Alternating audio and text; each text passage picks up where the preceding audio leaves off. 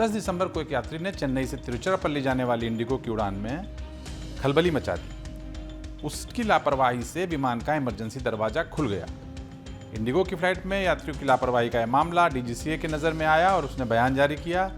आखिर विमान में इमरजेंसी दरवाजे होते क्यों हैं और उनके खुल जाने से इतनी दिक्कत क्या है, आइए जानते हैं। हेलो दोस्तों, मेरा नाम है अमित मिश्रा और आप देख रहे हैं न्यूज़ नेशन का डिजिटल प्लेटफॉर्म। आपको लग रहा होगा कि हम आज क्यों आपको विमान के इमरजेंसी दरवाजे के बारे में बता रहे हैं।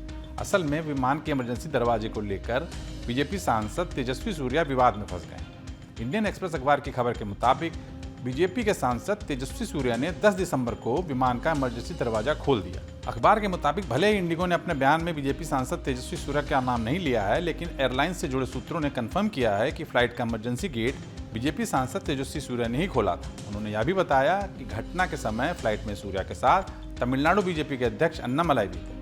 इन सूत्रों ने आगे बताया कि इंडिगो की फ्लाइट में सूर्या जिस सीट पर बैठे थे वहीं पर इमरजेंसी गेट था। फ्लाइट का टेक ऑफ का टाइम सुबह 10:05 पर था। सभी यात्री विमान में बैठ चुके थे। क्रू के सदस्य यात्रियों को सुरक्षा प्रोटोकॉल के बारे में जानकारी दे रहे थे। इसी दौरान तेजस्वी सूर्या ने कथित तौर पर इमरजेंसी गेट का लीवर खींच दिया। इससे गेट खुल गया। इसके बाद प्रोटोकॉल के तहत सभी यात्रियों को विमान से बाहर निकाला गया और पूरे विमान की जांच की गई।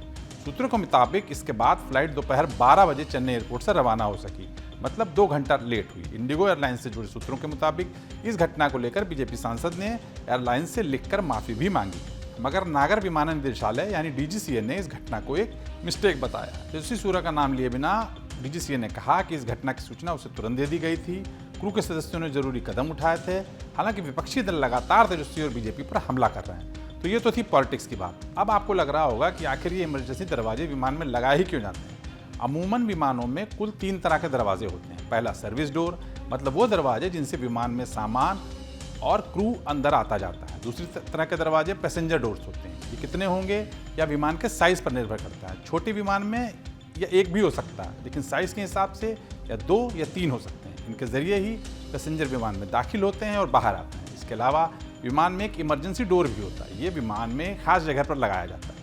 इसे तभी खोला जाता है जब किसी तरह की आपात स्थिति आती है, मतलब विमान क्रैश हो जाए या किसी रेगुलर दरवाजे में कुछ जाम हो जाए, तो जान बचाने के लिए यात्रियों को इस दरवाजे से बाहर निकाला जाता है। इस दरवाजे के पास लगी सीट में आम सीटों के मुकाबले ज़्यादा जगह होती है, इसलिए अक्सर विमान कंपनियां इसके लिए एक्स्ट्रा पैसा भी चार्ज करती हैं। विमान पर यात्रियों के चढ़ने के बाद दिशा निर्देशों के अलावा इमरजेंसी दरवाजे के पास बैठे शख्स को अलग से निर्देश दिए जाते हैं। इसके अलावा विमान का अटेंडेंट खुद दरवाजे के पास बैठे शख्स को जाकर आपात दरवाजे के बारे में पूरी जानकारी देता है। वो बताता है कि कैसे खुलेगा, जब खुले तो क्या करना है, अगर ना खुले तो क्या करना है, और उसके ऊपर काफ़ी सुरक्षा की जिम्मेदारी डाली जाती है। अटेंडेंस आपात दरवाजे के पास बैठे शख्स से इस बात की हामी भी भरवाता है कि किसी भी आपात स्थिति में वह दरवाजे ज़रूर खोल देगा। आपात दरवाजे के महत्व को जानते हुए विमानन कंपनियां किसी बच्चे या बेहद बूढ़े शख्स को इमरजेंसी गेट के पास सीट नहीं देती। आपको लग रहा होगा कि मान लो ये दरवाज़ा गलती से खुल जाए तो क्या होगा। असल में विमान जिस ऊंचाई पर उड़ रहा होता है वहाँ पर दबाव काफ़ी कम होता है। हवाई जहाज़ के केबिन में एक निश्चित दबाव बनाया जाता है जिससे यात्री आराम से सांस ले सकें। उड़ते वक्त विमान पूरी तरह से एयर टाइट रहता है। अगर दरवाज़ा खुल जाए तो बड़ी दुर्घटना हो सकती है। विमान के उड़ने से पहले भी अगर दरवाज़ा खुला रह जाए तो टेक ऑफ के दौरान हादसा हो सकता है। ऐसे में एक पूरा प्रोटोकॉल बनाया गया है कि अगर ये दरवाज़ा खुला रह जाए तो पूरा प्रोटोकॉल को पूरा करने के बाद ही विमान फिर से टेक ऑफ करता है। आपको वीडियो कैसा लगा हमें कमेंट बॉक्स में बताएं और साथ ही न्यूज़ नेशन का यूट्यूब चैनल सब्सक्राइब करना ना भूलें। धन्यवाद।